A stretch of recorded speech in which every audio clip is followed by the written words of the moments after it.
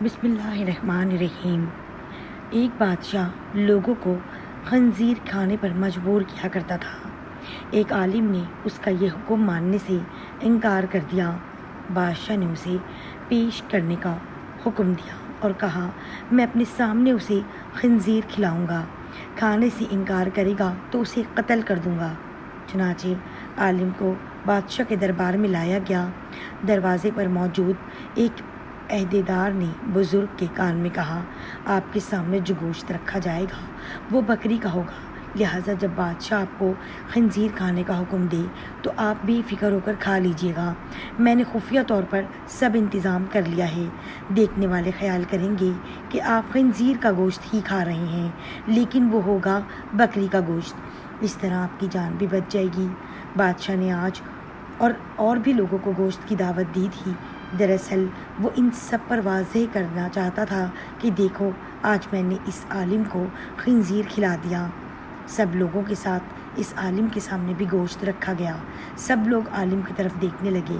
وہ آپس میں کہہ رہے تھے، عالم صاحب نے کھا لیا تو ہم بھی کھا لیں گے، ورنہ ہم بھی نہیں کھائیں گے۔ عالم صاحب کے سامنے اس عہدیدار کی خفیہ ہدایت کے مطابق بکری کا گوشت رکھا جا چکا تھا اور یہ بات عالم صاحب کو معلوم تھی۔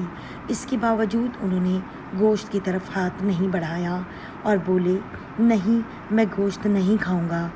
عہدیدار سامنے ہی موجود تھا۔ اس نے اشارہ کیا کہ گوشت کھا لیں، آپ کی جان بچ جائے گی، یہ بکری کا گوشت ہے، خنزیر کا نہیں۔ اس اشارے کے باوجود وہ ٹس سے مس نہ ہوئے۔ ان کے انکار پر بادشاہ نے اسی عہدیدار کو حکم دیا، اسے باہر لے جا کر قتل کر دیا جائے۔ عہدیدار عالم کو لے کر باہر آیا اور حیرت زدہ انداز میں بولا، میں نے آپ کو بتایا تھا، دربار میں بھی آپ کو اشاروں سے سمجھاتا رہا کہ اس گوشت کو کھا لیں، یہ خنزیر کا نہیں بلکہ بکری کا گوشت ہے، لیکن افسوس آپ نے میری بات پر اعتبار نہ کیا۔ کیا آپ نے یہ گمان کیا تھا کہ میں جھوٹ بول رہا ہوں؟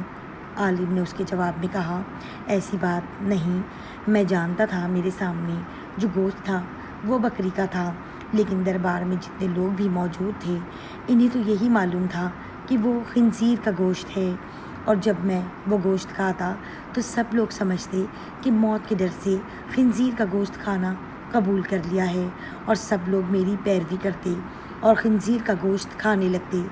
عہدیدار دنگ رہ گیا، گویا اس عالم نے اپنا قتل تو گوارا کر لیا تھا، لیکن دوسروں کا وبال اپنے سر لینا منظور نہ تھا۔ عالم کی یہی شان ہوتی ہے۔